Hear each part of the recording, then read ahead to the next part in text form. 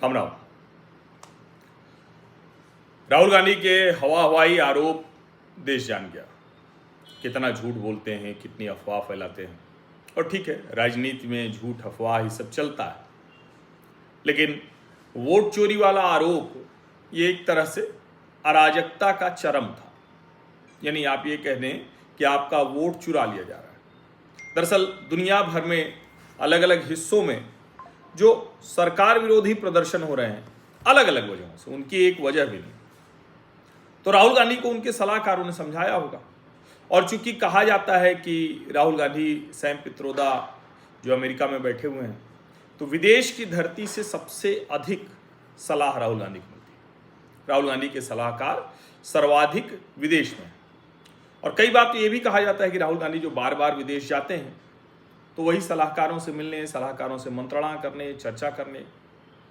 अब वो इतना भी लिहाज नहीं रखते, उनको लगता है क्या कोई कर लेगा, जैसे कोई कहेगा तो हम उसको कह देंगे कि ये तो बेवजह साजिश बताते हैं, हर चीज़ में राहुल गांधी से डर गए हैं, इस तरह की बात होगी। और उनका अपना तंत्र है जो मतलब विदेशी तंत्र के लिहाज से काम करता है। तो वो बता देगा कि अरे राहुल गांधी से तो पूरी भाजपा डर गई है, एकदम सरकार डर गई है, आगे पीछे घूम रहे हैं। ज्ञानेश कुमार को ये कर दिया, ज्ञानेश कुमार को वो कर दिया। हालांकि ज्ञानेश कुमार तो मुख्य चुनाव आयुक्त है, वैसे ही राजीव कुमार थे, वैसे ही सारे लोग थे। अब ज्ञानेश कुमार जी कल बिहार थे, पटना। कल वहाँ से उन्होंने एक प्रेस वार्ता की और उन्होंने बड़ी स्पष्टता के साथ बताया कि क्या क्या हमने कर दिया। और उन्होंने कहा कि ये जो सूची है अब बहुत शुद्ध हो चुकी है, पूरी तरह से शुद्धिकरण इसका हो चुका है।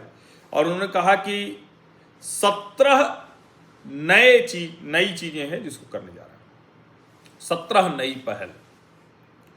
और 22 नवंबर से पहले चुनाव हो जाएंगे, ये भी उन्होंने बता दिया।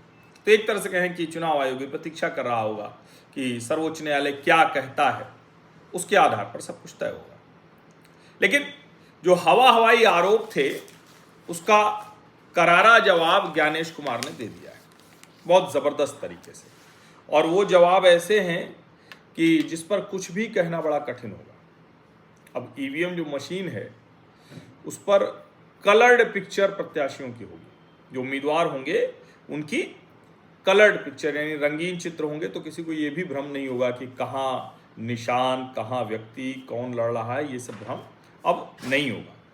और सीरियल नंबर का जो फॉन्ट है वो भी बड़ा कर दिया गया है जिससे आसानी हो जाए। 90,217 ये बूथ लेवल अधिकारी हैं, बूथ स्तर के अधिकारी हैं। और उन सब से बातचीत करते हुए ये सब उन्होंने बताया। 17 नवाचार, नई चीज़ें कह रहे हैं कि 17 हम लागू करेंगे। उसमें जो शुरुआत के तौर पर बिहार है वो कह रहे हैं बिहार देश को राह दिखाएगा। अच्छा, विपक्षी पार्टियां कह रही थी बिहार देश को राह दिखाएगा यानी हरा दे बीजेपी को, एनडीए को।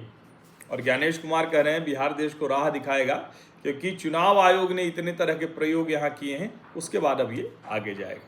अब जो जोड़ा उन्होंने वो भी समझ गए हैं, वो भी देश का मिजाज मन समझ गए हैं। तो उन्होंने कहा कि वैशाली ने दुनिया को लोकतंत्र दिया, तो बिहार के वैशाली ने जो जन्म दिया है, तो वैसे यहाँ से भी नया लोकतांत्रिक प्रक्रिया शुरू होने जा रही।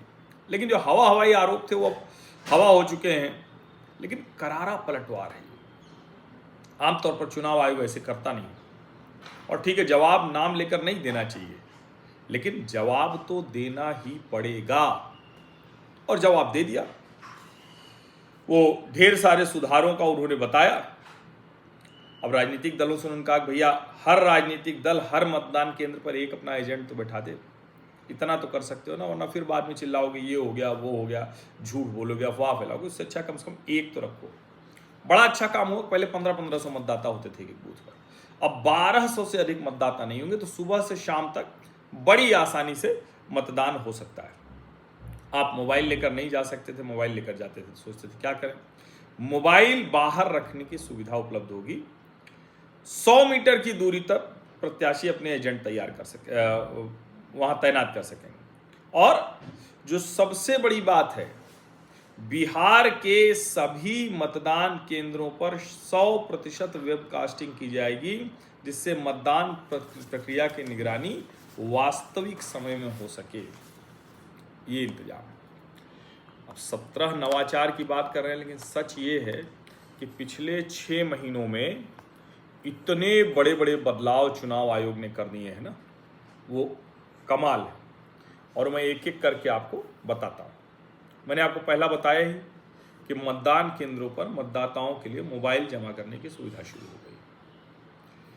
1500 की जगह 1200 मतदाता होंगे तो भीड़ कम लगेगी, मारामारी कम होगी, हर कोई अपनी कतार में आके कर लेगा। किसी समय पीक हुआ, किसी समय कम हुआ तो वो भी बहुत मुश्किल नहीं होने वाली है। जो मतदाता सूचना पर्ची है उसमें भी बदलाव किया गया है, डिजाइन बदला गया है, मतदाता संख्या और भाग संख्या ये और बोल्ड लेटर में बड़े में आएगा। उम्मीदवार जो बूथों से दूरी है तो 100 मीटर की दूरी पर ये अपनी टेबल लगा सकेंगे। ईवीएम पर बढ़िया तस्वीर होगी, नाम लिखा रहेगा बढ़िया मोटे अक्षरों में। गैर मान्यता प्राप्त दलों को हटाया है। ढेर सारे दल हो जाते थे, बेवजह चुनाव लड़ते थे, किसी पार्टी से पैसा खा लेते थे और उसके आधार पर चुनावी समीकरण बदलते थे। लेकिन अब ऐसे जो 808 दल थे, पंजीकृत थे लेकिन गैर मान्यता प्राप्त थे, उनको सूची से हटा दिया है। कई दलों की जांच अभी भी हो रही है। जो अलग अलग जिसको कहते हैं ना कि जो लोग उसमें शामिल हैं उनको देखा गया है कौन कौन से लोग हैं, और उन सब का एक तरह से कहेंगे उनकी मैपिंग की गई है। जो जो इसके शेयर होल्डर कह लीजिए, इससे जुड़े हुए लोग। बीएलओ के लिए फोटो पहचान पत्र, बूथ लेवल ऑफिसर के लिए। ईवीएम की जांच प्रक्रिया में बड़ा बदलाव किया है। चुनाव परिणामों के बाद ईवीएम की मेमोरी चिप और माइक्रो कंट्रोलर की जांच और सत्यापन के नए नियम लागू किए। कोई गड़बड़ नहीं, मशीन में कोई गड़बड़ है क्या, ईवीएम में कोई गड़बड़ क्या। ये कानूनी ढांचा मजबूत किया गया है। कानूनी सलाहकारों और सीईओ के साथ राष्ट्रीय सम्मेलन आयोजित किया गया और कहा कि जो लीगल स्ट्रक्चर उसको और मजबूत करना होगा। दुनिया भर के चुनाव प्रबंधन के जो अलग अलग जगह हैं उन सब के साथ बातचीत की गई और समझा गया क्या कहीं कोई और प्रैक्टिस है क्या। वैसे दुनिया हमारे चुनाव आयोग से सीखती है, लेकिन फिर भी ये किया गया। सर्वदलीय बैठकें, ईआरओ, डीईओ, सीईओ स्तर पर 1,24,719 सर्वदलीय बैठकें आयोजित की गई। 25 राष्ट्रीय राज्य स्तर की जो मान्यता प्राप्त पार्टियां हैं उनके साथ बैठक हुई। समझिए, digital platform ECI net launch कर दिया गया है। 40 से अधिक ऐप्स और वेबसाइट इसमें चलेंगे। ये एक तरह से कहेंगे चुनाव आयोग का one stop digital platform. Webcasting 100% होगी सभी मतदान केंद्रों पर। मतगणना प्रक्रिया पर भी निगरानी होगी। मतदान आंकड़ों का रियल टाइम अपडेशन होगा। हर 2 घंटे में जो पीठासीन अधिकारी है उसको ईसीआई नेट पर सीधे आंकड़े दर्ज करना होगा। चुनावी डेटा रिपोर्टिंग, जो निर्वाचन क्षेत्र स्तर पर सूचकांक कार्ड है और साख की रिपोर्ट है वो भी ठीक से की जाए। वीवीपैट मिलान, फॉर्म 17C या ईवीएम में बेमेल होने पर वीवीपैट गिनती अनिवार्य है। पहले भी था, इसको और किया। ये सब 6 महीने में बड़ा उसको मजबूत किया गया।